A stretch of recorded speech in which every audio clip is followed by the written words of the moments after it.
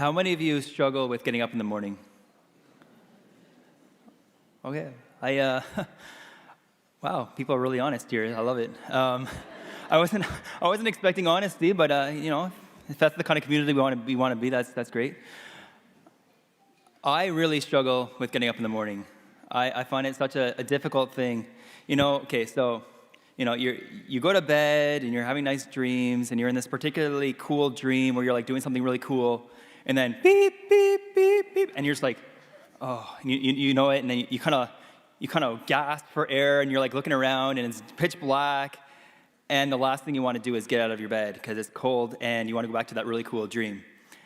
And I think we all have this struggle. It's like that heroic moment is actually like a really heroic thing sometimes, and it's difficult. And let me explain my situation a little bit. So I was in seminary for the last 10 years of my life, and we had a pretty strict regiment in terms of schedule. And for myself, I had to get up at 5:30 in the morning if I wanted to get my hour of prayer in before my day, because at 5:45 I had a personal holy hour, and then at quarter to 6 till from 7 o'clock until 8 o'clock we have our community prayer, and then 8 o'clock to 8:15 is breakfast, and 8:30 you're at the door. So it's this full schedule every morning. And I know in the depths of my heart that, as a busy student, I had to get my time with the Lord in first thing in the morning, or I just wouldn't get it in. So there was this weird confrontation going on where it's like I have this desire, and I actually have this real issue going on where it's difficult to get up. And let me give you an insight into Father Kevin's life. I'll share you a story about my experience of alarm clocks. So first, I started with the classic, the watch in your wrist, and you're like, okay, this is really going to work. So you set it the night before, and then it starts going off in the morning. You press, maybe snooze a few times, and then you eventually just take it off your wrist and you throw it across the room. In complete frustration, you're like, this is just not going to work.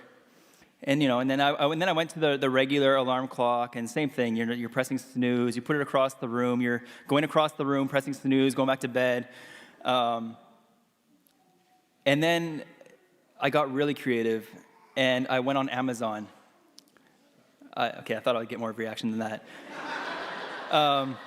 I went on Amazon, and I'm looking around. Okay, what are some really cool alarm clocks that get people who struggle with getting out of bed in the morning up? And this is a true story. Don't judge me. I found this robot thing that has wheels, and when it goes off in the morning, it rolls around your room, and you have to chase it in your half sleep. I actually bought one, and my poor roommates. I had guys on each side of my room. And they're probably wondering, why is Kevin running around his room at 5:30 in the morning? This is just crazy. It actually worked, kind of. I said it, and it was this kind of novelty thing in the morning where I had to run around my room, and then I was awake, kind of, mostly angry, and then I would go down and get my coffee and start my prayer time. And then the newest thing came out, the sunrise alarm clock. Whoever struggles in the morning knows exactly what I'm talking about. So it's this clock that you get where over half an hour it eventually mimics a sunrise. It kind of brightens your room, starts with a nice, orange glow, turns into a brighter light, and by the time that your alarm goes off with birds chirping, literally, your room is bright and you should be very awake and ready for the day. My problem was it was waking me up at 5 o'clock, because over half an hour, I'm aware that the light's turning on, and I'll just get angry and frustrated and be like, oh, it's taking away half an hour of precious sleep that I deserve. And I'm still using that alarm clock today. Father Rob could note to that. There's this weird globe thing in my room, and I actually put it across the room, so it's light, and I have to walk, turn it off, and then make my coffee, and I have a coffee maker right in my room. Everything is set for a non-morning person. Why do I share this story? I think it's very relatable to a lot of us. It's that heroic moment. And why do I go through all of these novelties and difficulties over and over again?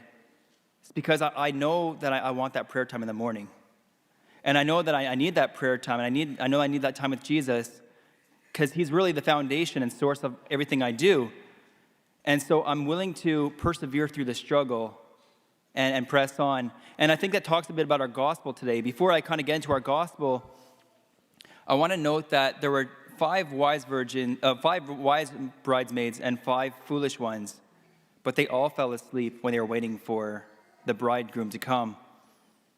So we're all weak. We all have our kind of our little things that we struggle with, but 5 were wise and 5 were not. Let me give you a bit of a historical kind of basis on this gospel. Things haven't changed much in the last 2,000 years.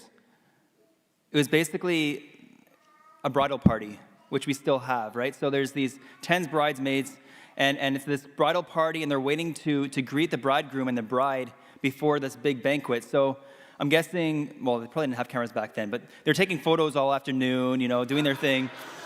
And they have this cool procession where like they have these torches and they lead the couple into this banquet, and then they all have the party and dance and stuff. Some of them, they expected, they're probably going to come at a decent time, like usually about like 6 o'clock, maybe have cocktail hour at 7. It's like midnight now, and 5 of them were prepared saying, I kind of know this couple, and sometimes they're a bit late, and let's prepare ahead of time. So they had extra oil in their reserve in case they showed up at midnight. But 5 were like, you know what? I think I'm going to take the easy way out, and I'm just going to take enough oil for a few hours. And we see the trouble. Five of them are like, oh man, I have no oil.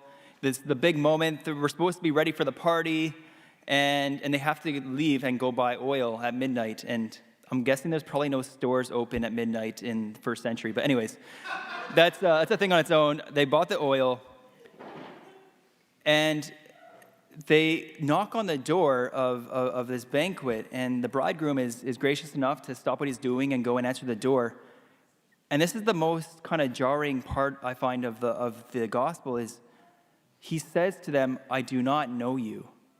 It's pretty harsh, eh? Like, okay, like usually bridesmaids are like really good friends or family, and I know they messed up. Like they messed up and they didn't have their things ready, but usually a generous couple would say, okay, you messed up, but like let's party and come on in anyways. But again, it speaks to the gravity of what we're talking about. I find myself often preaching on Kingdom of God parables. Here's another Kingdom of God parable. And it's about a matter of life and death because that bridegroom represents Jesus. And he says to them, I do not know you. In a sense, what he's saying is, I do not have a relationship with you. And why is that? Because we have free choice, and we have a choice to have a relationship with Jesus or not. And these bridesmaids had a choice to invest into the relationship with Jesus. And that's the reason and the motive why we do the good works that we do, and then why we do those challenging things is because we have the mind that I'm doing this because I desire to have a deeper relationship with Jesus. And our heroic moment can manifest in various ways, right? So for me, it's the morning.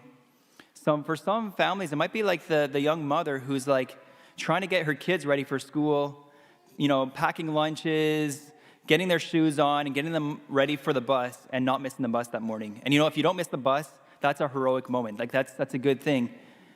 And your intention, like knowing, like I'm doing this because I love my kids, I love Jesus, and I want to do what's best in the duty of this moment. For maybe another person who has an injury, maybe a back injury, to get up and clean your dishes is a heroic moment. And that's like, wow, like I just did this. And so that's really what the oil is in the lamps, is good works. And Matthew, in his genius of writing the gospel, is very thematic. And he talks about lamps earlier in the gospel. And it's in the Sermon on the Mount. Jesus says this in Matthew chapter 5. You are the light of the world. A city set on a hill cannot be hidden, nor do people light a lamp and put it under a basket, but on a stand. And it gives light to all in the house. Now here's the important verse. In the same way, let your light shine before others, so that they may see your good works and give glory to your Father who is in heaven. It's the intention of our good works for the glory of God who's in heaven. And that it also might be a light to other people, right? You live your life not just by a yes, by a witness. I could easily be in the morning lying in my bed and I'm kind of waking up a little bit, opening my eyes and saying, Jesus, I love you. Jesus, you are good. Jesus, I want to serve you today. And I'm turning over and going back to sleep. And that could be my conversation. And I know that happens. I'm like, in my honesty, sometimes it's like, I really want to do this, but I feel so weak this morning, I'm just going to turn over. Now, that's a good thing that we have faith, and we just to back that up by actually investing into that relationship and saying, Jesus, I love you so much, I'm willing to make this sacrifice and get up right now. And relationships are places of investment, you know. We don't just know Jesus by just saying, okay, I choose to know Jesus, but it's actually investing in that and saying, Jesus, I want to actually start living for you and doing things for you and doing things for my brethren that I might live what I believe. And again, we heard this earlier, right? The kind of the harder word I was preaching on a few weeks back from Matthew chapter 7. You know, they say, Lord, Lord, may I come into your kingdom? And he said, you know, you didn't do the will of the Father. You need to do the will of the Father. So I guess my invitation for you today is, first of all, that everything is for Jesus, right? Everything that we do, everything is grounded in our love for Jesus, and remembering that. It's that there's this concept called the duty of the moment. It's kind of it's a concept of doing little things for the glory of God and then offering it to him. And so I invite you during this Mass to think of one thing that's difficult in your life right now. One thing that's a challenge. Maybe it's getting up in the morning. Maybe it's doing something else. And saying, Jesus, I choose to persevere in this struggle for the sake of your glory and the sake of getting to know you better.